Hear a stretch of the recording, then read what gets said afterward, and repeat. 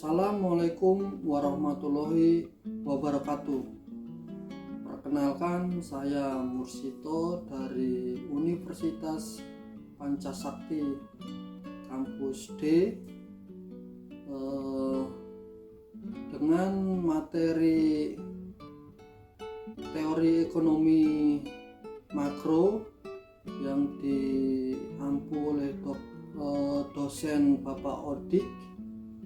Maka dalam tugas kali ini saya akan mempresentasikan terkait dengan ekonomi makro yang berhubungan dengan kondisi saat ini. Sebelum kita ke materi, kita lebih dulu mengenal atau mengerti dulu terkait dengan arti dari ekonomi. Kata ekonomi itu merupakan dari bahasa yang berasal dari bahasa Yunani, yaitu dari dua suku kata, yaitu oikos dan nomos. Secara harfiah, oikos berarti rumah tangga, sedangkan kata kedua yaitu nomos berarti aturan atau kaidah atau pengelolaan. Berikut terdapat dilihat beberapa pengertian dari kata ekonomi, yaitu ekonomi adalah suatu studi tentang pilihan, yakni bagaimana individu dan kelompok memutuskan untuk memanfaatkan kemampuannya untuk berproduksi dan bagaimana mereka memutuskan untuk mengalokasikan produk yang mereka produksi. Arti yang lain, ilmu ekonomi adalah suatu cabang ilmu sosial yang khusus mempelajari kaedah-kaedah atau aturan-aturan atau cara-cara pengelolaan rumah tangga yang baik dapat diartikan jika pemenuhan kebutuhan rumah tangga relatif tercukupi dengan menggunakan sumber-sumber yang dimiliki oleh rumah tangga tersebut. Ilmu ekonomi adalah ilmu yang mempelajari perilaku manusia atau individu-individu dalam usaha memenuhi kebutuhan, keinginan, dan kepuasan yang relatif tidak terbatas dengan kemampuan dan sumber daya yang terbatas yang ada dan dimiliki. Teori merupakan sebuah himpunan definisi, asumsi, dan konsep hipotesis yang saling berkaitan dan membentuk sebuah gambaran tentang tingkah atau gelagat yang bersifat sistematis dengan tujuan menjelaskan dan meramalkan atau memprediksi tentang tingkah laku atau gelagat yang sudah maupun belum terjadi, atau teori disebut juga hal yang bersifat umum dengan segala atributnya.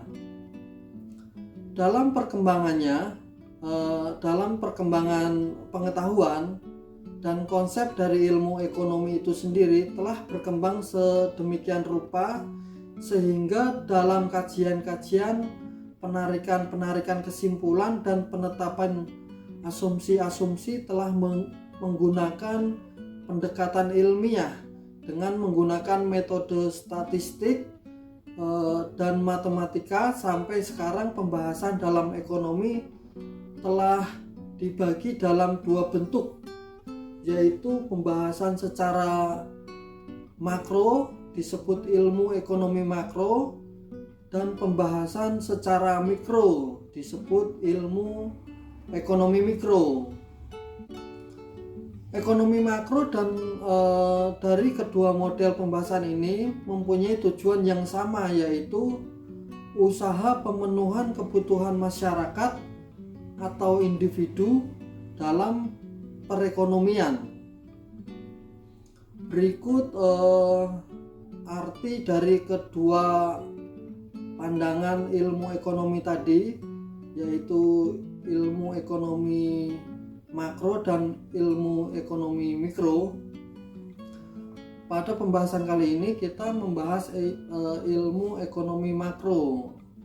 Ilmu ekonomi makro adalah membahas komponen-komponen ekonomi secara agregat, yaitu merupakan penjumlahan dari banyak keputusan-keputusan ekonomi mikro yang pada gilirannya dipenuhi oleh komponen-komponen ekonomi makro.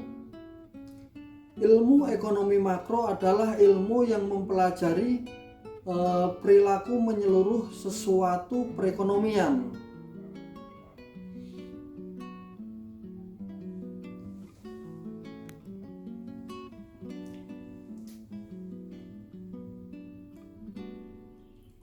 Untuk pembahasan ekonomi makro, berikut saya lansir dari situs resmi Bank Indonesia.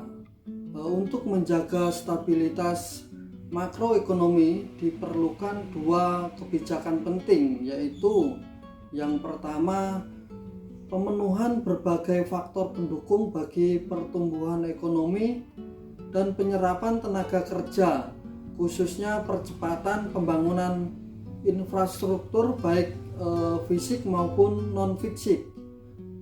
Yang kedua, pengembangan sektor ekonomi potensial yang berdaya saing tinggi dengan mengoptimalkan pemanfaatan teknologi, informasi digital, dan e-commerce. Kombinasi kebijakan tersebut didukung partisipasi swasta secara aktif, maka diyakini mampu mengatasi berbagai permasalahan perekonomian di Indonesia seperti kemiskinan, pengangguran, dan ketimpangan sosial ekonomi.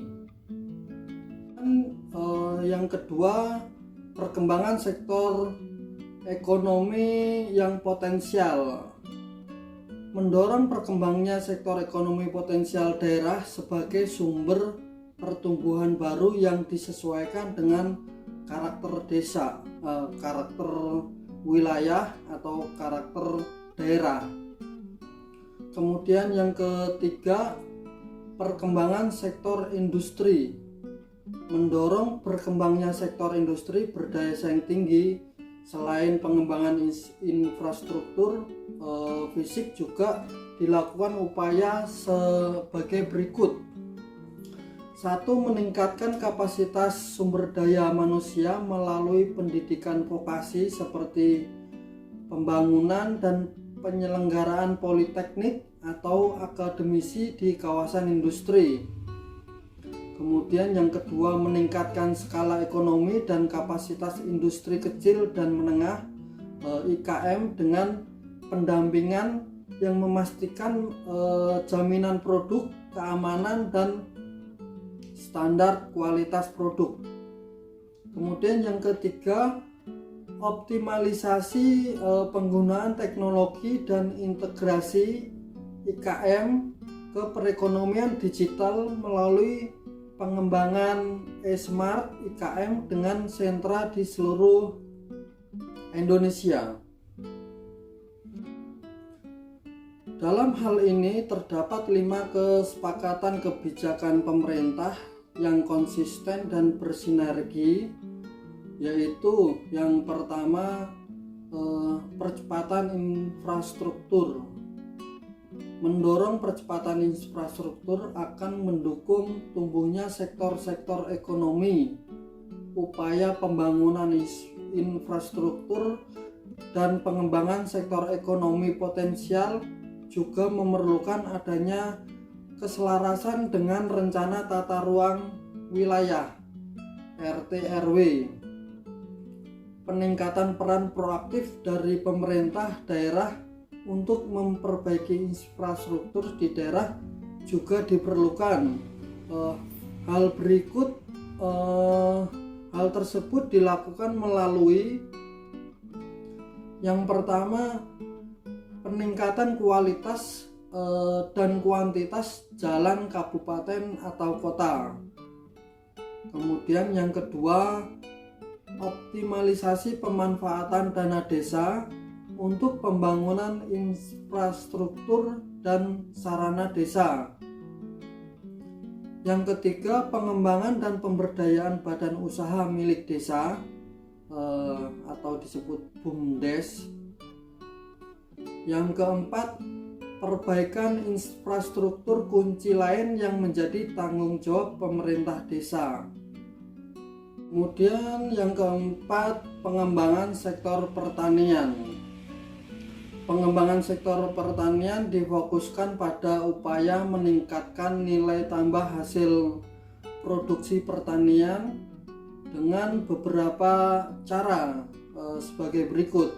Memperkuat kelembagaan pertanian melalui pengembangan korporasi farming sehingga agrobisnis berkembang, meningkatkan akses pembiayaan usaha pertanian antara lain melalui penyaluran bantuan dana KUR atau pada sektor primer, didukung dengan asuransi pertanian dan peternakan, melakukan intensifikasi pertanian serta meningkatkan efisiensi distribusi logistik dan perbaikan tata niaga pangan.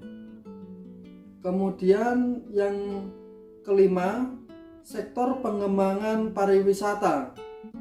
Pengembangan sektor pariwisata bisa dilakukan dengan strategi penguatan atraksi, akses, dan amenitas.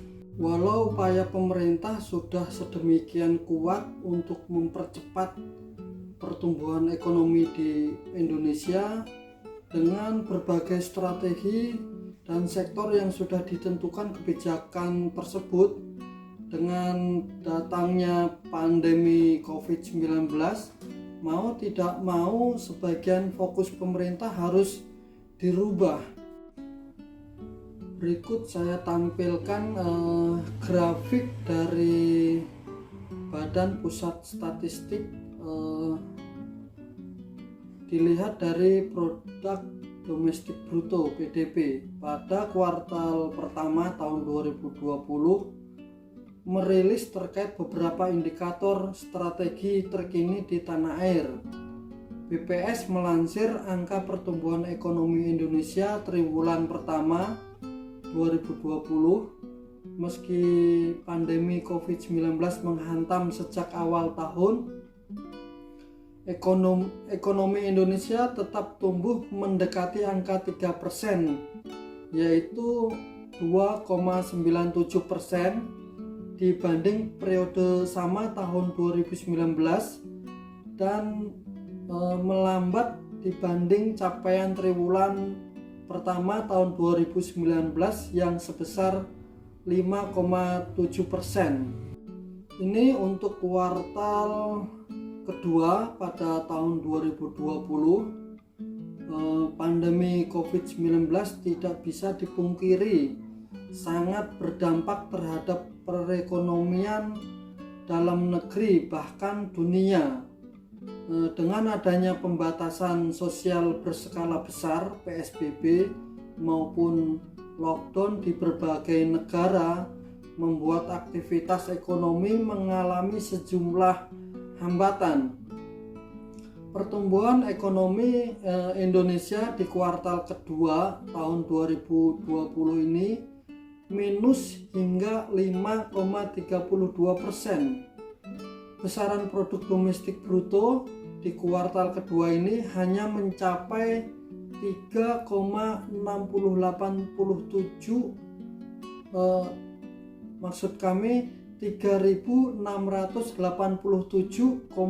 triliun.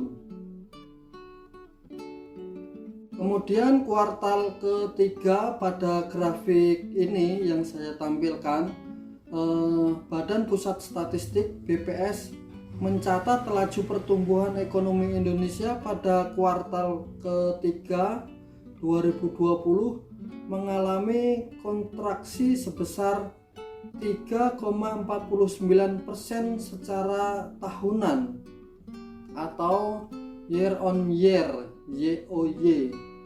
Demikian sedikit membaik dibanding pertumbuhan ekonomi kuartal kedua yang kontraksi sebesar 5,32%. Kemudian kuartal ketiga ini masih ditopang oleh 5 sektor utama dengan porsi 64,13%, yaitu dari sektor industri yang masih minus 4,31%, HI/THI, kemudian sektor pertanian 2,15%, kemudian sektor perdagangan 5,03% dan kontraksi minus 4,52%.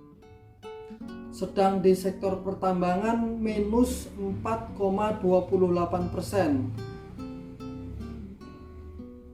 Dari 17 lapangan usaha yang ada, 7 sektor masih tumbuh positif meski melambat, kecuali sektor informasi dan komunikasi, Infokom, dan jasa kesehatan dan pengadaan air.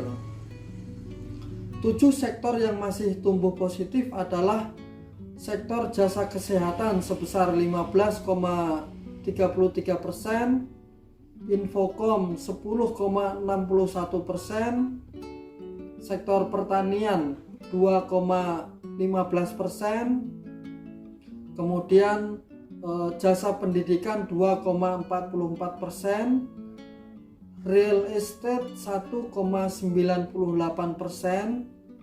pengadaan air 6,4%, dan administrasi pemerintah 1,86%. Pada grafik dari BPS pada kuartal keempat tahun 2020, Indonesia masih berada dalam fase resesi ekonomi. Produk domestik bruto PDB kuartal keempat tahun 2020 masih minus 2,19% year on year. Realisasi pertumbuhan ekonomi tersebut membaik seperti diketahui pada kuartal ketiga yang lalu. Pertumbuhan ekonomi Indonesia mengalami kontraksi yang cukup dalam, yaitu mencapai 3,49% dan saat ini masih minus 2,19%. Walaupun masih minus, masih ada pertumbuhan ekonomi. Dan pertumbuhan ekonomi Indonesia mengalami kontraksi yang lumayan dalam di kuartal sebelumnya. PDB kuartal keempat membaik dari kuartal sebelumnya, walau secara keseluruhan masih melemah. Kemudian grafik yang saya tampilkan ini grafik yang terakhir yang terupdate dari Badan Statistik BPS pada kuartal pertama tahun 2020 ini. Hasil dari grafiknya cukup membaik. Hasilnya ekonomi Indonesia tumbuh minus 0,74% dibanding periode yang sama tahun lalu yang sebesar 2,97%. Sedang jika dilihat per kuartal, pertumbuhan ekonomi Indonesia pada triwulan keempat terhadap triwulan pertama tahun 2021 mengalami kontraksi sebesar 0,96% HI/THI. Untuk perekonomian Indonesia berdasarkan besaran produk domestik bruto PDB atau dasar harga berlaku pada triwulan pertama 2021 mencapai 3.969,1 triliun. Sedangkan atas dasar harga konstan 2021 mencapai 2.698,3 triliun. Dengan demikian kontraksi produk domestik bruto PDB Indonesia genap terjadi selama 4 kuartal beruntun mengalami kontraksi di angka minus, walaupun saat ini pertumbuhannya sudah mulai membaik.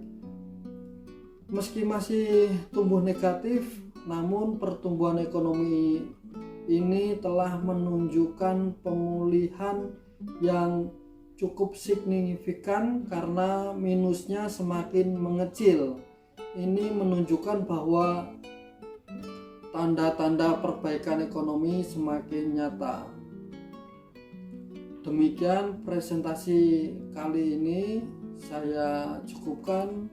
Semoga menjadi wawasan bagi pemirsa. Terima kasih. Assalamualaikum warahmatullahi wabarakatuh.